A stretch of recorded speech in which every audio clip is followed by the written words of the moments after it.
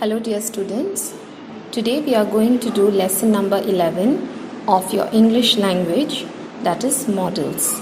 First of all, let us all understand what are modals. So, modals are verbs, or you can say they are the helping verbs that are used with the main verbs to express different meanings and intentions by the speaker. These modal verbs are used to express ability, possibility, permission, obligation, suggestion, necessity, compulsion, promise, request, etc. Some examples of modal verbs, or you can also call them as modal auxiliaries, are as follows: can, could, may, might, shall, should, will, would, must, and ought to. So these are some of the commonly used modal verbs in our daily usage. When we speak, when we use sentences for speaking or writing, then we use this modal verbs. Now we'll see one by one each of the modal verbs. Let's begin with can and could. So can and could, why are they used, or what are they used for? Now can and could, they are used in a sentence to express ability or capacity.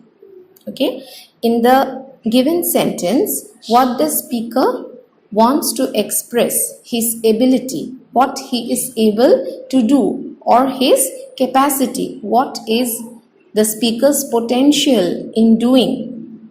So can and could, these two modal verbs are used for this purpose.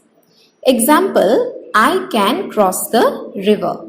So when this sentence is being spoken by the speaker means to say that he or she has the ability to cross the river, and therefore he uses or she uses the modal verb or the auxiliary verb can. I can cross the river. Then could. When I was young, I could cross the river.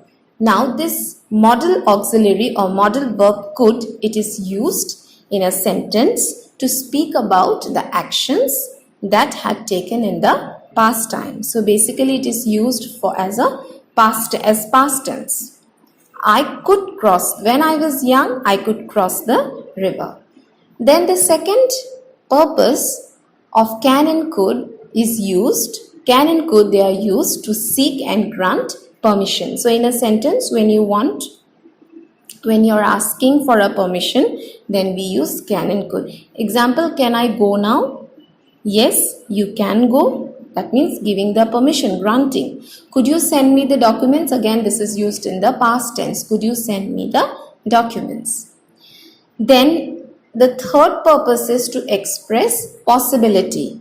Can and could, these two verbs, these two modals are used to express possibility. That means there are chances of happening, chances of things happening. He can come today, he could come today. Now in this sentence, he could come today, could is used to suggest a weak possibility of something happening. That means it is not for sure that it will happen, it's not certain, but there are some chances, a weak possibility of the thing happening.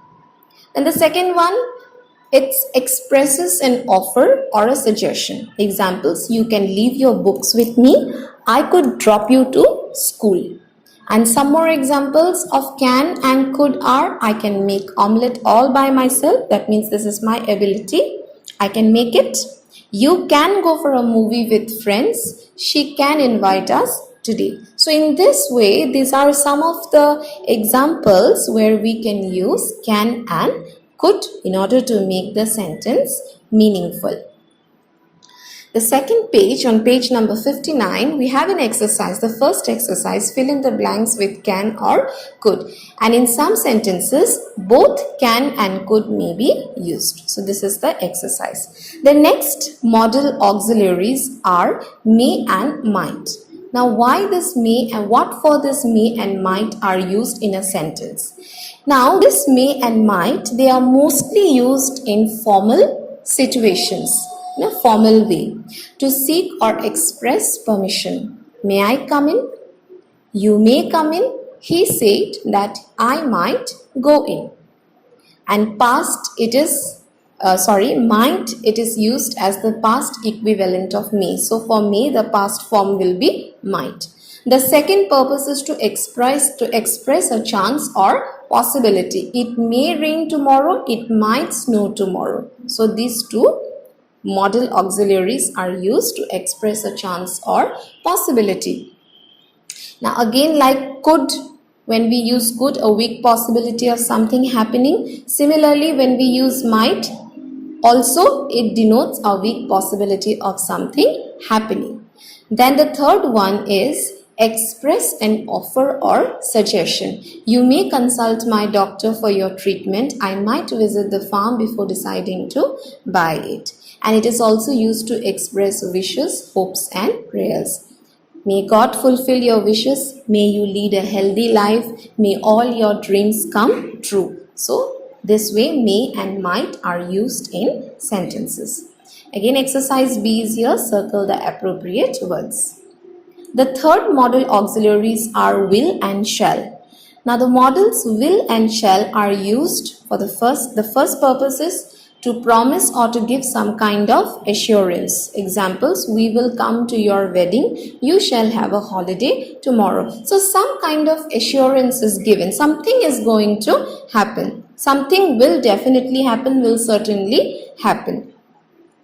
Then the second one expresses will and shall, it expresses simple future. We will need the money on her wedding. So it's used for a simple sentence. What is going to take, what event or what action is going to take place in the future time. So we will need the money on her wedding. When shall we meet again? So this is all denoting about future. And shall is used to ask the will of the person addressed. Shall I buy you an ice cream? Shall I bring a cup of tea for you? Then offering a suggestion. Shall we seek the help of experts? Seeking advice. What shall I do about it? Indicate obligation.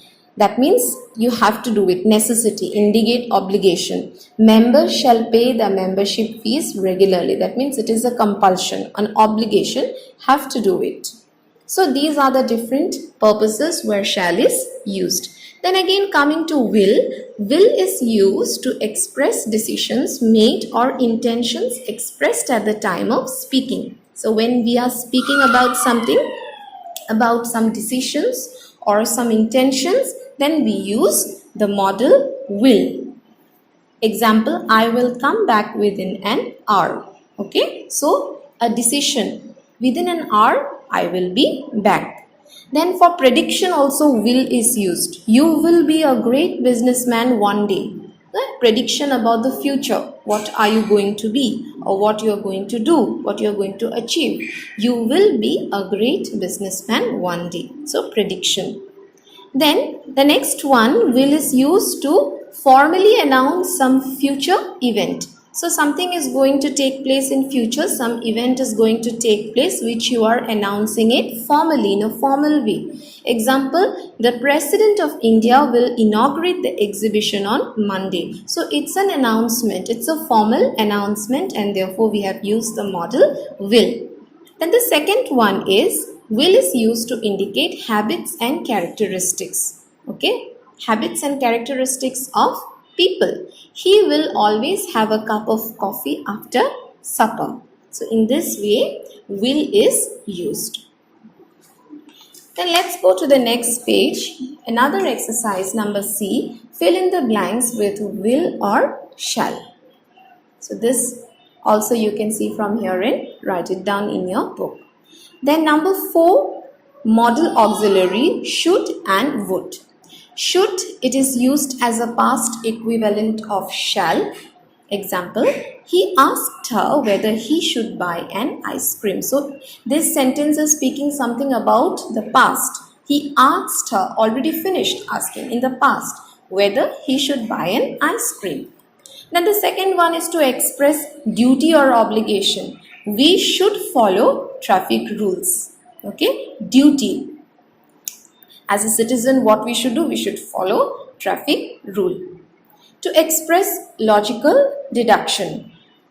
Example, there is huge traffic near the station. Jack should be late for dinner. So logical deduction means we are using the information that is available to us to make a guess or to draw a conclusion about the fact.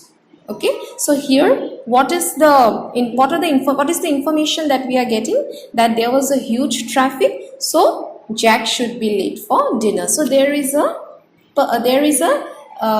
valid reason why Jack will be late for dinner. So these are the logical deductions used in a sentence where should is used.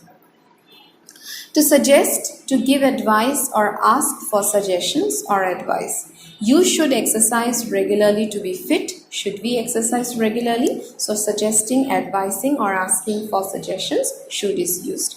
And to indicate probability. Something might happen. There is something certain going to happen. So India should win the match against Australia. So a probability, it might happen. Now coming to would. Would is used as the past equivalent of will. So again, like should for shall, would is for will, the past of will. Example, I say that I would come the next day. It indicates the past habits or characteristics. Raman would take a walk every morning in the local park, and sometimes would is also used to make a request, a polite request. Would you please pass me the papers? Would you please give me a glass of water? So these are the different ways where we use the auxiliary should and, model auxiliary should and would. Exercise number D, take the appropriate words. You can see this and you can do it. Now, the last one, number 5, must and ought to. Must is used to express strong obligation. That means it's a must to do, have to do it. Okay? Express strong obligation. You must improve your handwriting. There is no other choice. There is no other option for you. It's a must for you. You should do it. You must improve your handwriting. Express a necessity. Must is also used to express a necessity. The country must assure education for all. Then ought to, it is used to express moral duty. Moral duty as a citizen of this country, as a person, what is your moral duty? Or as a member of the family, what is your moral duty towards your family? So, ought to is used to express your moral duty. You ought to help the poor and the needy. That means it is the right thing to do. And also ought to is used to express probability. Like same like should. So, this book ought to be very useful. The project ought to benefit also probability. Something is certain in the given sentences. So we have seen all the usages of the model auxiliaries, starting from can, could, may and might, will and shall, should and would, and must and ought to. Exercise number E, fill in the blanks with ought to or must. So this you can also see.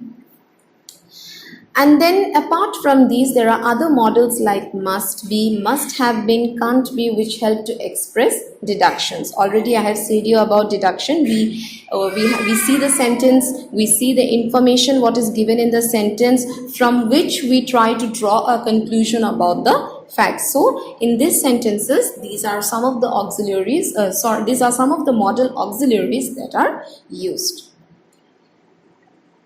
Then the last one, the last exercise number F, fill in the blanks with correct word from the brackets. So even this you can do from here or from the pictures that I will be sending you in the app.